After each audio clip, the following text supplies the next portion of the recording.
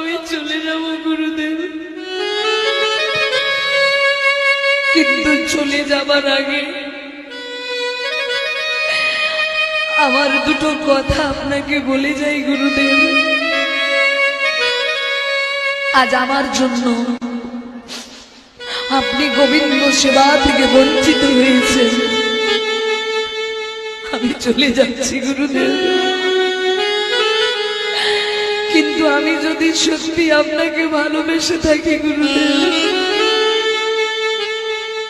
আমি যদি আমার মন প্রাণ দিয়ে আপনার চরণ সেবা করে থাকি গুরুদেব, আমার হৃদয় মন্দিরে যদি আমি আপনাকেই বসিয়ে থাকি, আপনি আমাকে অভিশাপ দিয়েছেন আমার নিজ কুলে জন্ম হবে। আমিও বলে গেলাম গুরুদেব, পৃথিবীর যে কুলে আমার জন্ম হোক না কেন,